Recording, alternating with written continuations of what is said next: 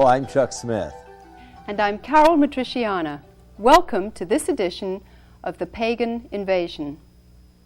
For over a century, an ever-increasing spiritual awakening has attracted millions of Westerners to an Eastern philosophical and religious worldview.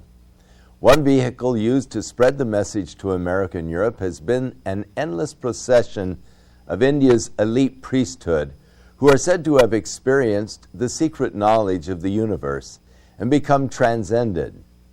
They are known as the masters, swamis, gurus, and yogis. Hinduism, which is the religion of India, is based on the evolutionary premise that the universe has existed from the beginning in the form of forces, and that over time those forces have personified themselves as gods and goddesses. Hinduism then regards the elite priests, known as the Brahmins, as a part of God. And within this framework, the priest is seen as the equivalent of God, or in some instances, even greater than God. Originally, it was believed that the Hindu could only attain spiritual transcendence in his old age. But in 1861, through the supposed revelations of a dead incarnation of Guru Babaji, the idea that anyone in any stage of life could receive this secret knowledge was a welcome shortcut, a revelation indeed that was to be popularly received in the West through the teachings of subsequent gurus and godmen. The first such master, Swami Vivekananda, entered the United States in 1892 and officially introduced yoga and Hindu philosophy at the World Parliament of Religions in Chicago. His attempt to present Hinduism as science shocked his American audiences, many of whom considered Hindu occultism an abomination. But despite the seeming setback, Vivekananda's persuasive disciples ran with the analogy and have successfully propagated the message of paganism as science to the nations ever since. One of the most acclaimed of India's godmen, due to his association with the Beatles during the 60s, is Maharishi Mahesh Yogi. The Beatles encouraged millions of their fans worldwide to meditate their way to salvation through transcendental meditation, a user-friendly technique of Hindu mysticism artfully designed for the Westerner. However, after a few months, the Beatles became disillusioned with their personal yogi and publicly admitted that they had been spiritually duped. We made a mistake. I think other people are making a mistake to go see you now. That's up to them. And we thought... What? We're human, you know. What do you mean by a mistake? You spent a lot of... That's all, you know. We thought there was more to him than there was, you know. But he's human. And for a while we thought he wasn't, you know. Thought he was... Nevertheless, the millions already attracted by the Eastern message had swallowed the tantalizing alternative to Judeo-Christianity and had begun their pilgrimage to Eastern persuasion. The use of drugs was another contributing factor to the popularization of the Guru, who interpreted the experience of drugs and the experience of Eastern spiritual awakening as one and the same. Today, despite frequent media warnings of the fraudulent ways of the many godmen, the fanaticism to follow this now sanitized occultism prevails. The seducing godmen's promise of relief from stress and worry, with the attainment of health, wealth, and spiritual liberty now and in the afterlife, does seem almost too good to be true. Our report begins in Delhi, India, where we talked with a number of these godmen and their followers.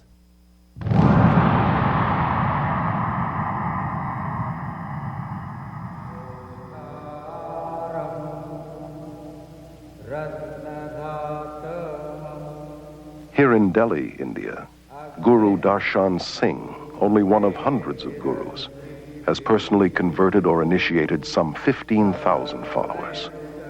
He explains that it is the job of the guru to groom his disciples into the shortest path to salvation. Salvation is the same, but we have various paths leading to it. Some of the paths are long paths, other paths are the short paths. Why is a master then necessary?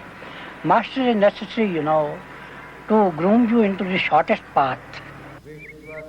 Descended from a long line of Hindu spiritual masters, Rabindranath Maharaj is a former guru and accomplished yogi who was worshipped by thousands. The Hindu needed to be near his guru. The Hindu needed to consult his guru. He eventually saw his guru as the only means to salvation. It is absolutely extraordinary also to look at disciples of some of these gurus that I saw in India, for example. These adoring, huge, open eyes that just will accept anything from him and that just love him beyond anything. I loved Maharishi. I worshipped him. Therefore, everything he said or did or thought was perfectly right in my eyes.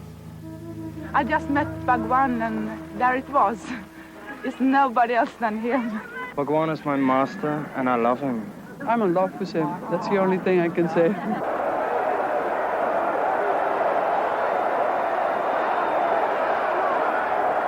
It is a love relationship. Master and disciple. Something happens in your heart when you see a master. Bhagwan's my master.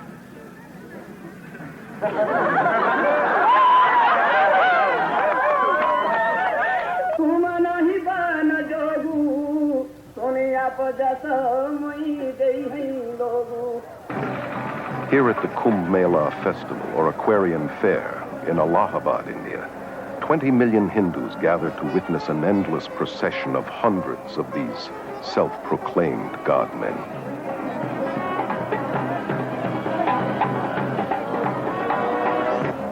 Even the dirt beneath these gurus' feet is an aid to the disciple in his quest for salvation.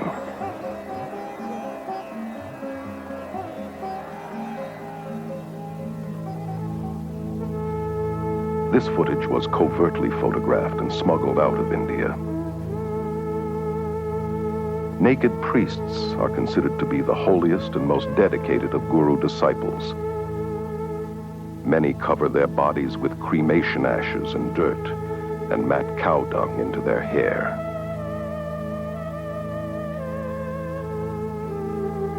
Some are armed and are dependent upon extremely potent drug concoctions. They have surrendered everything, families, possessions, and even their minds, becoming literally insane out of devotion to their guru. Well, Guru is our best friend, philosopher, and guide, and he shows the way to God. So, we in our India acknowledge him as a divine power, just equivalent to God. If anyone could be near the beloved Master and witness the love, the compassion, the humility, the grace, the generosity, no one in his right mind would not know that this is a walking, talking, living God on earth. In all scriptures you will find that the Master is the God-incarnated power working on earth. You people that interviewed this gentleman today, I don't think you knew who you interviewed, but you interviewed God. For the Hindu, the guru is all important. The guru is his Lord, his master, his savior, even greater than God. Yes, Guru is greater than God. Carol Matriciana is a journalist and author of the book Gods of the New Age. Born and raised in India, she moved to London in 1973, where she became one of England's leading authorities on new religious movements.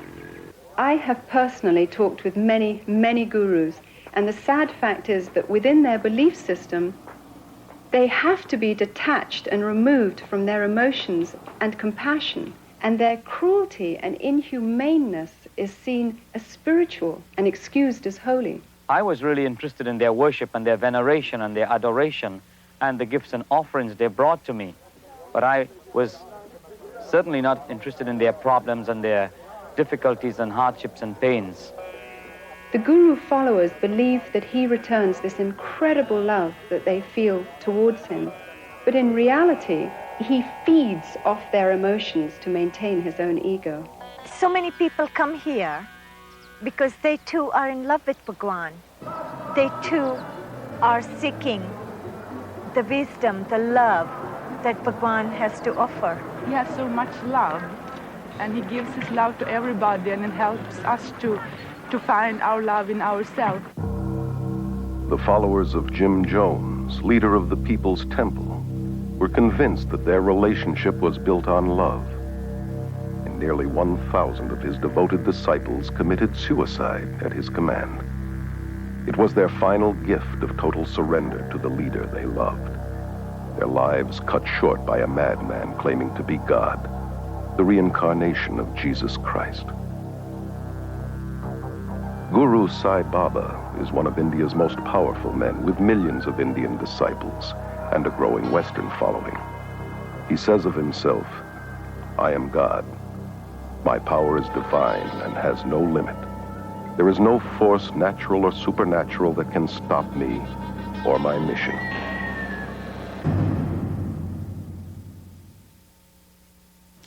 Tal Brooks spent 20 years exploring the occult. His quest ultimately took him to India, where for 2 years he was the top Western disciple of miracle-working super-guru Sai Baba. Tal is now an author and president of the Spiritual Counterfeits Project based in Berkeley.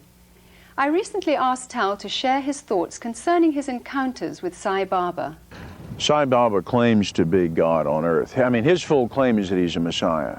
The word that he uses is avatar, which would be on the level, as far as he's concerned, of Jesus Christ or Ram or Krishna. So he claims to be a full incarnation of God. Sai Baba, according to the whole concept of avatars, claims that he was perfectly in the ocean of Brahman, of light, that the Eastern view of who God is, the static eternal, and that he willed himself back into birth. What were some of the things about Sai Baba that attracted you to him? I believe that Sai Baba was God. When I was in the core of his, inner circle group, I mean, I was his top Western disciple for a while, a period. I believed that he was the embodiment of God on earth. And the sheer charisma and presence and power of Sai Baba was of an order of magnitude, and I've seen a lot of people. My father was a diplomat, lived in Europe, saw a lot of slices of life, but here was an order of magnitude beyond any normal human ego structure I'd ever seen. I wanted him to be God. I'd had this massive mystical experience in the States, this huge LSD thing, 3,000 micrograms, in which I seemed to merge with the universe and merge with the mind of God, and then read all the Eastern revelations, the Bhagavad Gita, the Ramayana, the works of the gurus. So you must know that I was primed. So when I saw Baba, and he came out of that limousine in this brilliant red robe, I was just awestruck. And the truth is, there is a very tangible presence, a power that he has. It's the entire God consciousness of the cosmos fueled down into this one body. Now, you mentioned that Sai Baba performed many convincing miracles. Regarding his miracles, when I first saw him, I told you that I was in a state of incredible readiness. And in a sense, I'd had this huge experience that now needed to be validated. And I read all the Eastern scriptures from the Upanishads out. And now it was time to see it happen. Was this man who claimed to be a God on earth, how would he validate it? Suddenly you had someone who did miracles. Newsweek magazine, a month before I met him, had a one-page on Sai Baba as being India's Christ. Rather than turning water into wine, he turned into gasoline. His car ran out on the desert. He touched it as it was taken out of a well and poured in the tank, and he drove off.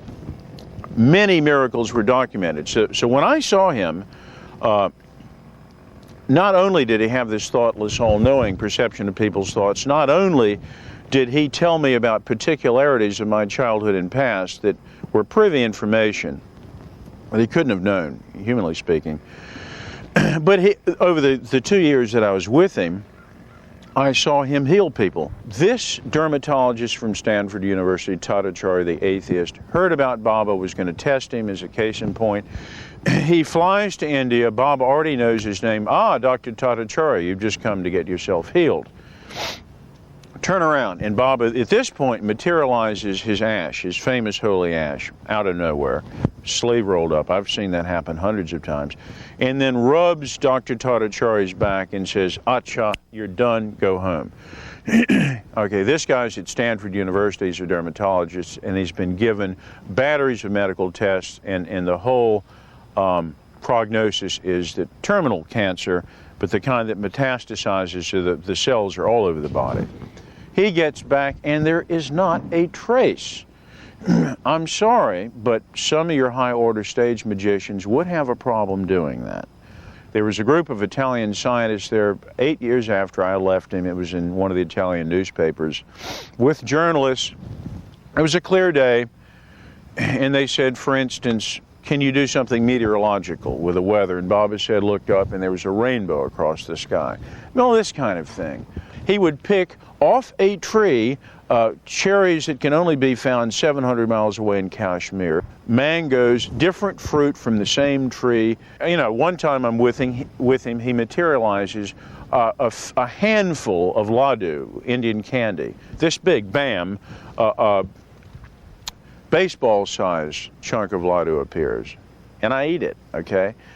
This is really amazing. So, again, the miracles he claims to be his calling card, but to someone who is a devotee of that belief in God, it shows that the mind is indeed one with the cosmos. The consciousness is in every atom, every molecule, exactly what New Agers are believing now, exactly what Shirley MacLaine is saying in Out on a Limb, exactly what Jose Arguelles was trying to do in the harmonic convergence, and that is to control reality by thought. And so Baba's miracles are attempts. I mean, they're more than attempts to people. They're the outward evidence that he is one with the universe and that he's controlling all of reality, and therefore he's God.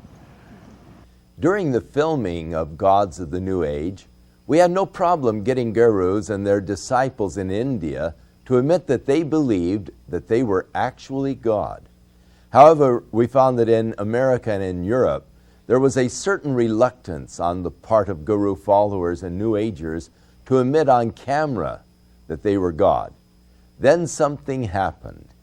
ABC TV broadcast a mini-series called Out on a Limb, which depicted Shirley MacLaine with her arms outstretched toward the ocean, defiantly claiming to be God. As a result of the telecast, many in the West have now found the courage to admit that they actually believe they are God. The idea of people wanting to be God is nothing new. It's been around since the beginning of recorded history. In fact, the promise of godhood is the same lie the devil used to entice Eve into disobeying her Creator. Gurus use this same lie today, calling themselves God and promising godhood to those that follow them.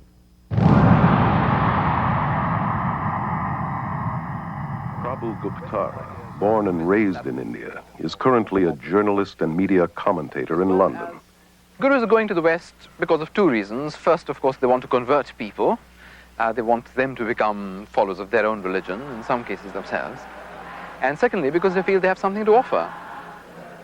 What these gurus have to offer is a family, a community to belong to, which they don't have. Dr. Os Guinness, an Oxford scholar and noted world lecturer, is author of the bestseller, Dust of Death. One of the deepest longings in the modern world is for a sense of meaning and belonging, sense in their lives and sort of stability in their worlds. And people, having not found that in the West, are hungry for it. And reacting against the West, they're backing into the arms of the East without looking at it straight. Ed Senesi is a former member of the International Society of Krishna Consciousness, known as the Hare Krishna movement. For 3 years, he was editor-in-chief of their magazine, Back to Godhead. The attitude toward the family in the Hare Krishna movement is very unfortunate. The family is seen more or less as a necessary evil. Eckhart Floater, a successful German journalist, became a devoted disciple of Rajneesh in 1979 and spent several months with him in India. Rajneesh clearly says that the family, that marriage, that all these traditional family bonds are rotten. The only relationship that counts is between his disciples and him. Kathy, devoted disciple of Maharishi Mahesh Yogi for 15 years, was a teacher and governor of Transcendental Meditation, known as TM. I thought TM was strengthening my family, but it was really weakening it because I was turning all my attention in on myself. If you have an allegiance to your wife or your children, to the extent that you have that dedication to those people, you are less dedicated to the organization. I either had to become a member so I could go with him, or he was going to divorce me because he was not supposed to have any outside attachments. He said it wasn't that he didn't love me anymore, and in fact he still loved me very much. It's just that I was only human and Bhagwan was superhuman, and therefore he was more deserving of my husband's love than I was. How many of these people loved their neighbor, their family, in this totally giving way? Alexandra Schmidt is one of France's leading experts on new religious movements. How many have been so blind to all the negative aspects of a person they loved as to that of the guru? Ellen is a spokeswoman for the Brahma Kumaris Raja Yoga organization, which is completely administered by women who control 800 centers in 40 countries. Our organization has the practice amongst all the participants of celibacy, whether in individuals or married couples. I found myself being attracted to my wife, but I couldn't, because as soon as I felt attracted to her emotionally, physically, then it was difficult for me to maintain my celibacy. So the way I resolved that was to turn her into an object of dislike or hate. We have living proof of thousands of couples who are living in this way and are finding much greater harmony and pure love as opposed to limited physical love. Over 90% of the marriages in the Krishna movement end in divorce. Rather than using our energy in raising a family and being involved in many physical relationships, we're focusing that energy on spirituality. You see, what's so diabolical about all this is that it masquerades as spirituality. In some schools of thought, to be spiritual, celibacy is encouraged, and yet in others, sexual perversion is practiced, not only among the gurus themselves, but by their disciples, including young children. Contradictions are also seen in the attitude towards women, who, on the spiritual level, are the focus of worship. Their femaleness is seen as the creative power of God.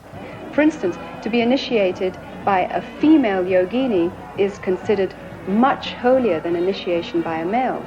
And yet, on a day-to-day level, women are considered lower than men and treated as less than human. In the religious communities in India, which are known as ashrams, there is absolutely no place for children. And here in the West, the gurus generally don't want the burden and responsibility of children because it distracts the parents from devotion to him and his cause. They have a school system whereby they force the children at age 5 to live in the ashram. A lot of the kids did think it was like a prison. They didn't get to go anywhere but the ranch. And while we were at school, it's really just a place for the kids to go to get out of the grown-ups' way. And they separate them from the mother and father, which is very unfortunate and very destructive. Well, the kids would want to see their mom and dad, you know, just to be with them as a family. The kids wouldn't even know where their parents were, and they'd have to go look for them. And when they did, parents were usually too busy to talk to them. And so the kids were mainly by themselves and unsupervised. The most heartbreaking result of the guru invasion to the West is the damage and harm it brings to the children, those who have no other choice than to live in the ashram because their parents have chosen to follow the guru. Separated from parents and cut off from outside relatives, they become community property. They lose their individuality and identity and are alienated from society. Pastor Friedrich Hack has written over 30 books on various cults and is Germany's leading expert on new religious movements. Children brought up in a cult are only educated to follow the commands of their leaders. They never experienced freedom. They never experienced a responsible life where they could have their own choice, where they could follow their will. I've had these children taken them to parks, and they've seen normal people, and they'd recoil in fear from them because they don't look like devotees. The men don't have shaven heads or robes. I didn't want to leave the ranch. I'd rather stay there because I was scared of the people outside of it. Because, I don't know, you just got a feeling down there, so you were worked into staying there. Now, why would an organization want to disrupt families like that? My own understanding in the cult dynamic is that it's a principle of control, divide and conquer.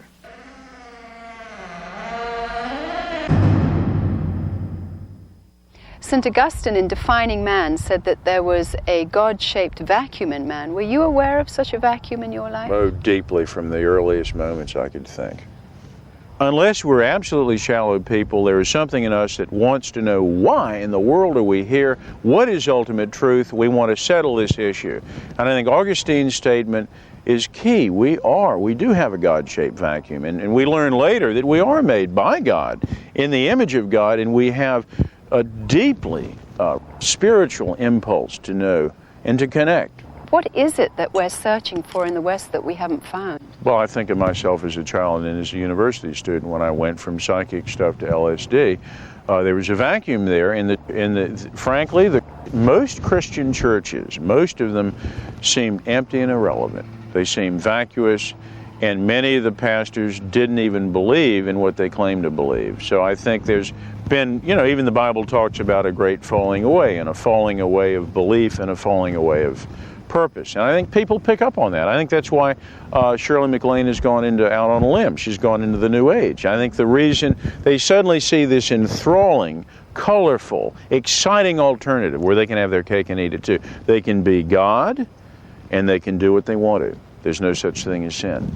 And in the Eastern system, you can be God, you're an immortal soul, you can reincarnate, you are part of the universe, you own the universe. Let me follow up on something you said. You said that you were seduced. Seduced is a negative word, and yet you've spoken about Sai Baba with such positive affection. What is happening here?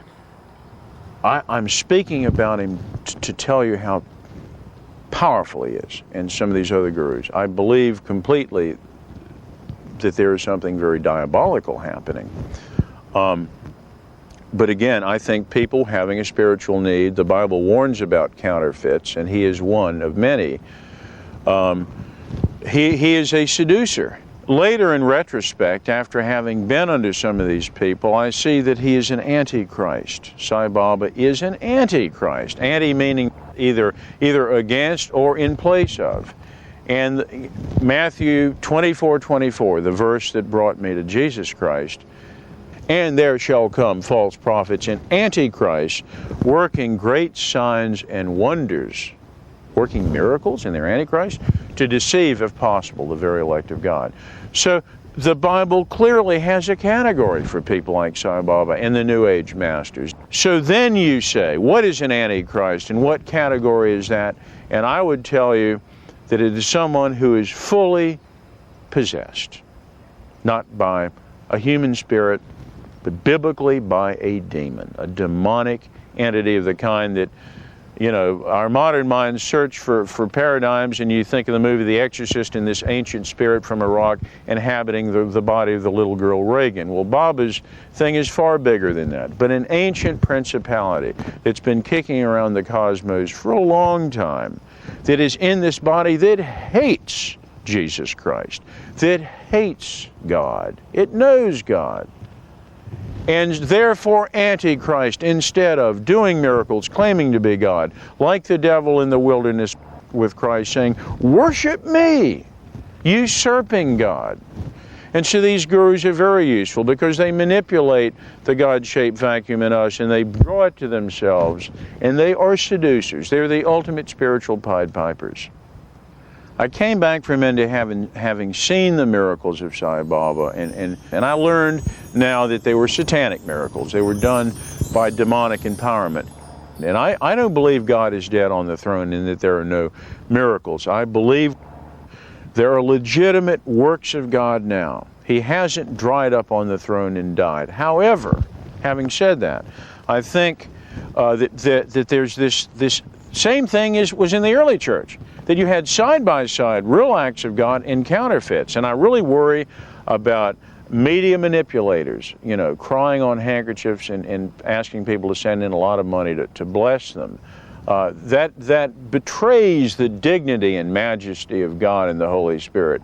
So you have all these converts, and you have this conversion, and if you're as brilliant as the devil is, you're going to do a direct forked attack on the believers of Christ. And one of the ways you can do it is through signs and wonders, because the devil's been in the signs and wonders game since time immemorial, and people are simple-minded.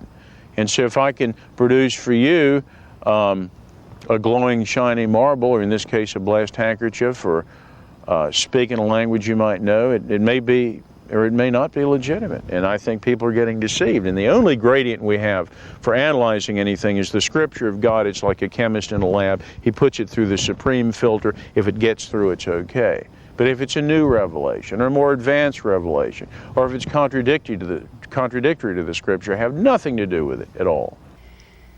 Growing up in India, I saw firsthand how the Hindu belief system greatly contributed to the poverty and suffering of India. I remember seeing the very poor giving their last bowl of rice to a sacred cow. I remember seeing the more well-to-do offering large amounts of food to wooden idols while children starved to death just a few feet away. All the while, gurus were living in their palatial mansions, compelling their followers into turning over their possessions to them.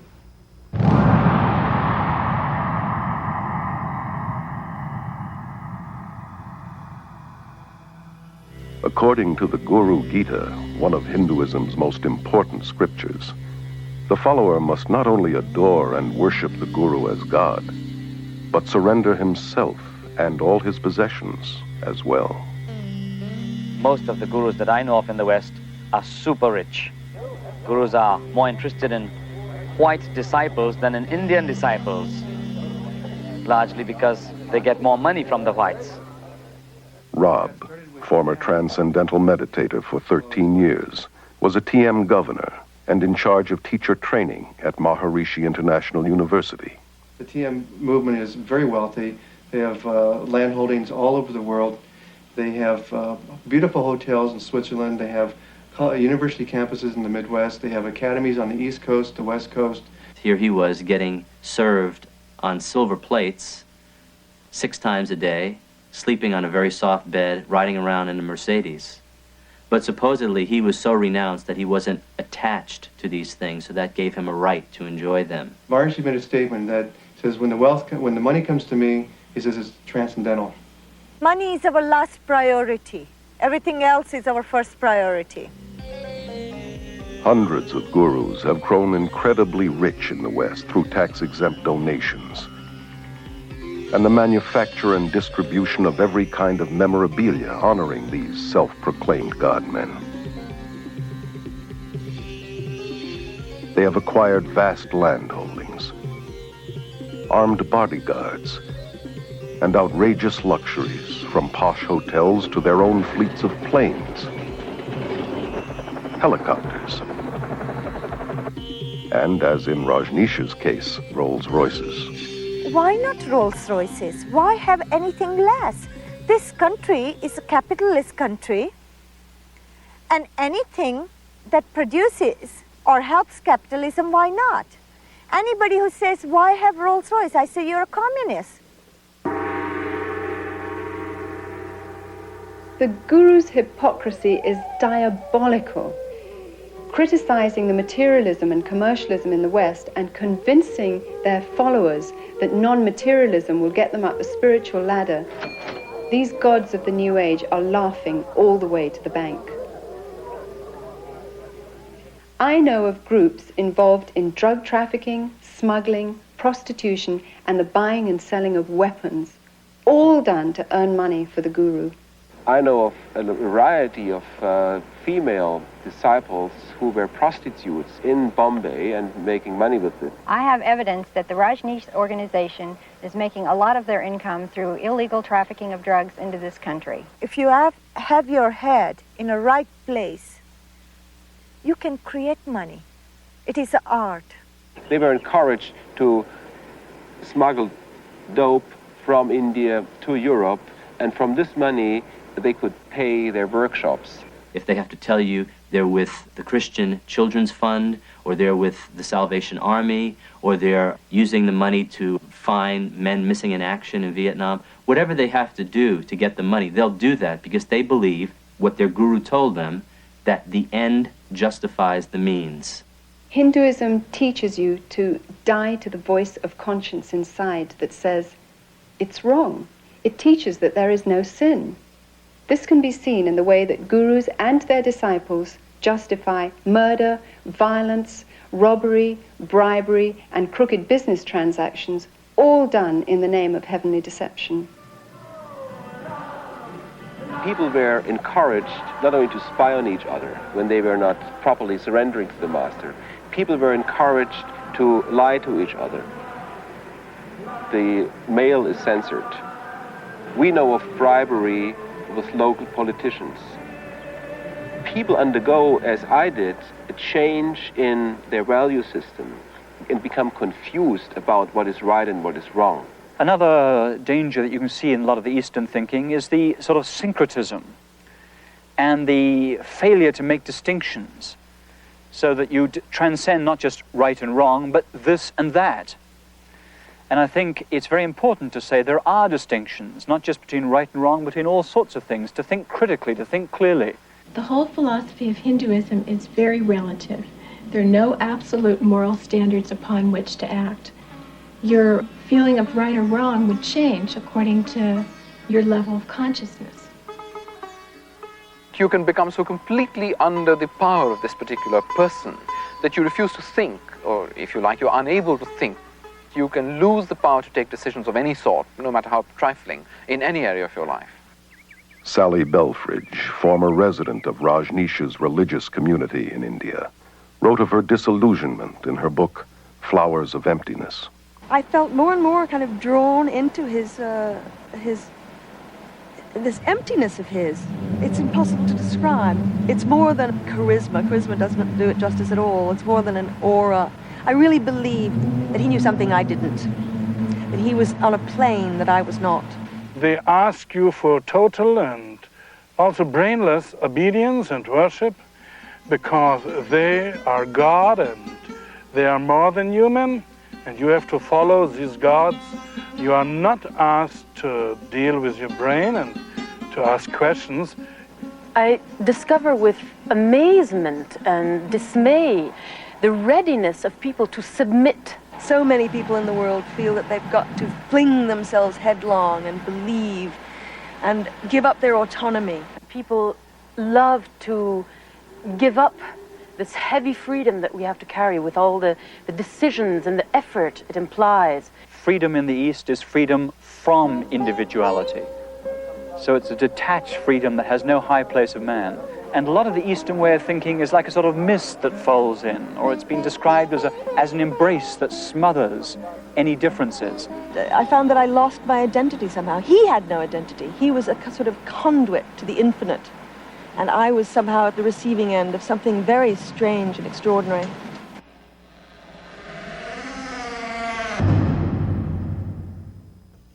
There is something within man that drives him to worship. It's sort of like Bob Dylan said, you've got to serve somebody.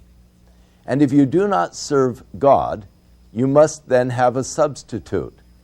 And this is exactly what is being offered to man today. Substitutes for the true God. And because man is driven to worship, he is drawn many times to these substitutes.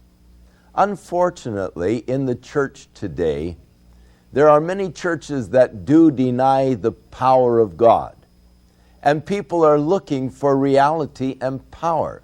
And thus they are drawn to these Eastern mystical experiences where there is that promise of power. Paul speaks of men who, because they did not receive the truth of God, God brought to them a strong delusion that they would believe a lie rather than the truth. It's amazing to me what people will believe when they've rejected the truth of God. And surely we have observed today absurd beliefs of men, believing that man is God or can become God, and the denying of the reality of God. But in the final analysis, the worship of God, the true and the living God, will bring a man into a glorious liberty where the worship of these false gods will only bring you into bondage. Within all of us, there is a God-shaped vacuum. Throughout the ages, man has attempted to fill that void with the things of the world. But it is only through a relationship with our Creator that we can be truly satisfied. His Holy Scriptures reveal the way in which we can be reconciled to God, and that is through the provisions of His Son, Jesus Christ. I'm Chuck Smith. And I'm Carol Matriciana. Join us again for another edition of The Pagan Invasion.